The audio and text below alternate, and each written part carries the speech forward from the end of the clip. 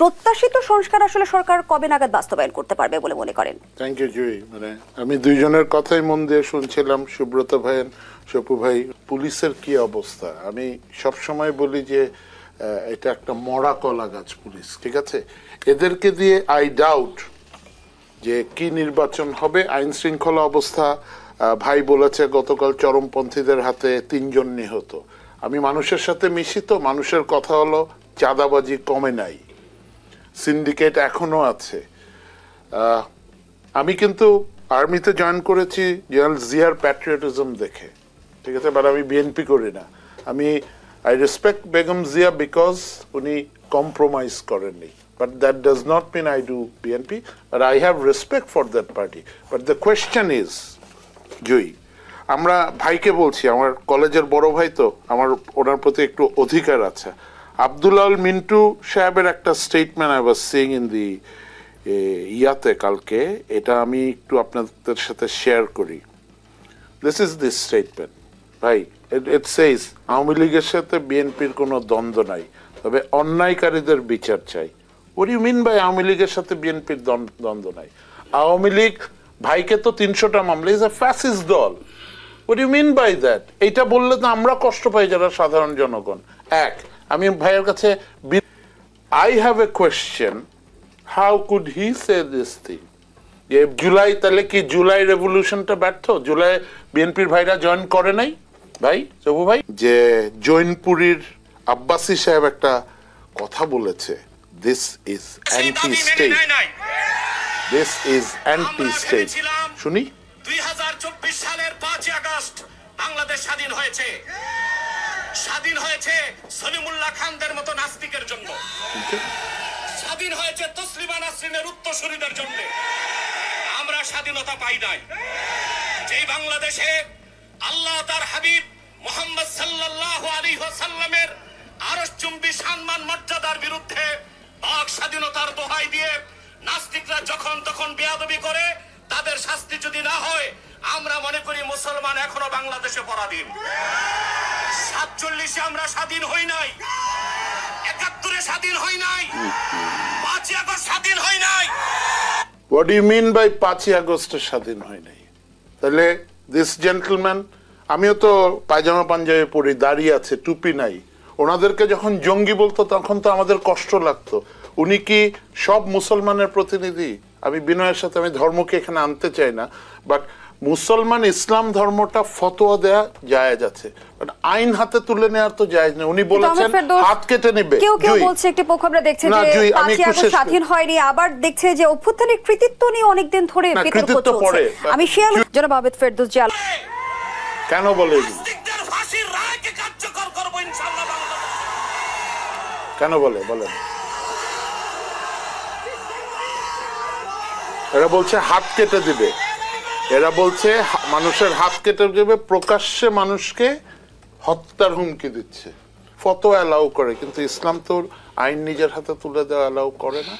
রাসূলুল্লাহ সাল্লাল্লাহু আলাইহি ওয়াসাল্লাম তো হি ওয়াজ এ পিস লাভিং গাই, উনি তো এরকম জিহাদি ছিলেন না। ওনাকে যখন মক্কা থেকে বিতাড়িত করে, উনি মানুষকে ভালোবেসে তো মানুষের অর্জন করে মক্কা বিজয় করেছে। তো ওনারা এইভাবে যখন বলে, আমার খুব কষ্ট লাগে যে বলে 5 আগস্ট স্বাধীনতা অর্জন হয়নি। How dare he tells this thing জুই? তার মানে এতগুলি ছাত্র মারা গেল, জনগণ মারা গেল, 22,000 আহত হলো, শুধু এমনি এমনি ফাও? মানে he is disowning this July revolution, he is disowning them, he is disowning me. Number 1, আমি ওনার সাথে, বিনয়ের সাথে, উনি মুরব্বী, ওনাকে বলছি আওয়ামী লীগের আমলে কিন্তু আমরা ওনাকে দেখেছি, কই, ওয়ার ওয়াজ দিস গাই? এই ভদ্রলোক কোথায় ছিলেন আওয়ামী লীগের আমলে? আমরা শুনেছি, আমি আসার আগে একটু চেষ্টা করেছি, ওনাকে তো শুনেছি হেলিকপ্টারে করে করে ঘুরে বেড়াতো। আওয়ামী লীগের আমলে তসলিমা নাসরিন ছিল না?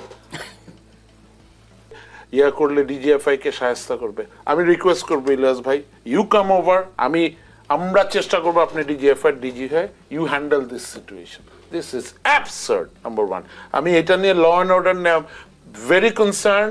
আমি আজকে আসার আগে এখানে বলেছিলাম, আপনাদের জনসম্পৃক্ত কোনো প্রশ্ন যদি থাকে, দেশ টিভিতে এরকম আছে, তো ম্যাক্সিমাম কোয়েশ্চেন কেম যে ল অ্যান্ড অর্ডার নিয়ে।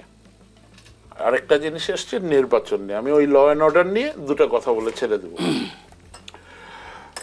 ল অ্যান্ড অর্ডারের অবস্থা খুবই খারাপ।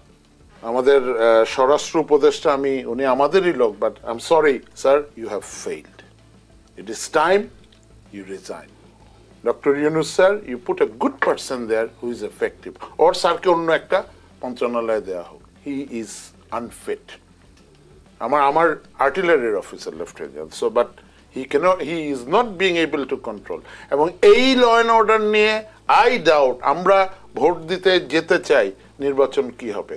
I fully agree with them যে নির্বাচন দরকার। এই আইন শৃঙ্খলা বাহিনী নিয়ে, এই পুলিশ দিয়ে নো। আরেকটা জিনিস,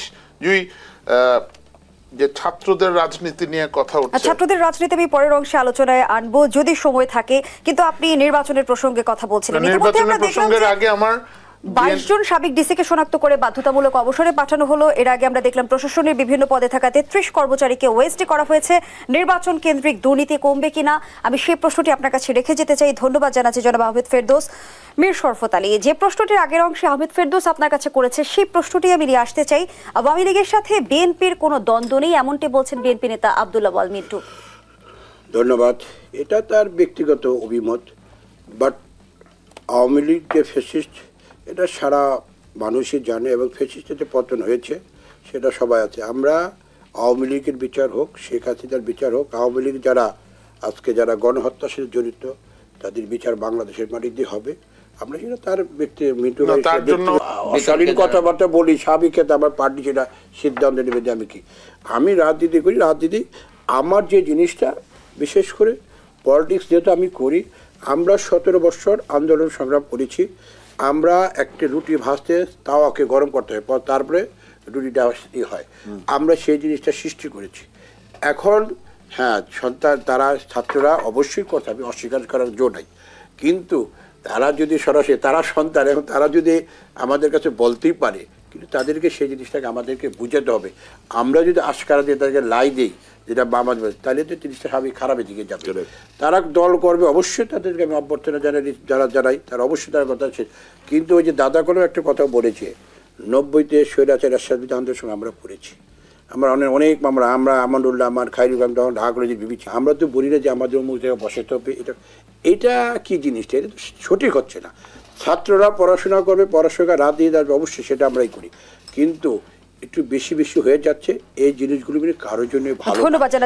আমি একটা শেষ করে দিই, তারপর নির্বাচন করতে, এই যে আমি যে পূর্বে যে কথাগুলো বলেছিলাম, জাতীয় নির্বাচন উপসারিয়ে আমাদের কি বলে এই আসাম, এই যে আমাদের 12টি সিটি কর্পোরেশন 400টি ওয়ার্ড রয়েছে, এবং আমাদের উপজেলা রয়েছে 455 উপজেলা, 4578টি ইউনিয়ন পরিষদ, 331টি পৌরসভা রয়েছে। এত বড় বৃহৎ পরিষদ একটা নির্বাচন অবস্থা, এই সরকারকে প্রশাসনকে নিতে পারবে এই পুলিশ বাহিনীতে? সম্ভব? আপনি চিন্তা করে কোনো মতো সম্ভব? এবং সেই জন্যই জাতীয় নির্বাচন হওয়ার পরে যে সরকার ক্ষমতায় আসবে, পলিটিক্যাল গভর্নমেন্ট, তারা সেটা করবে। না হলে তো আপনি কোনো রকম আইন শৃঙ্খলা চরম, উনি যে কথাটা বললেন, কীভাবে করবে? কারণ পুলিশ হলো নির্বাচন, এটা করার হলো পুলিশের দায়িত্ব। তো সেই ক্ষেত্রে আমরা বলবো এত তাল বাহানা না করে আমরা যারা ঘাটলে দেখা যায় যে আওয়ামী লীগ বারবার পুনর্বাসিত হয়েছে রাজনৈতিক দলগুলোর সহযোগিতায়। 24-এর গণঅভ্যুত্থানের শহীদদের রক্তের দাগ এখনো যদি বলি যে মুছে যায়নি, সেখানে 2000 শহীদের রক্তের দাগ লেগে আছে যে দলটির হাতে। তারা আসলে 6 মাসের মধ্যেই পুনর্বাসন হবার আলোচনাটা আমরা রাজনৈতিক অঙ্গনে দেখতে পাচ্ছি, কতটা যৌক্তিক? না, ওরকম তো কেউ বলে নাই। সবাই তো আওয়ামী লীগের তো বিচার দাবি করছে, এবং যারা এইসব অপকর্মের সাথে যুক্ত ছিল, হ্যাঁ, এটা তো ভয়াবহ অবস্থা না? আপনি বলছেন যে অক্টোবরের দিকে 2-1টা রায় হতেও পারে, এটা আপনার বলার দরকার তো নাই। আপনি তো দায়িত্ব দিয়ে দিয়েছেন, প্রসিকিউশন টিম আছে, ইনভেস্টিগেশন টিম আছে, বিচারপতিরা আছে, তাদের কাজ করতে দেন।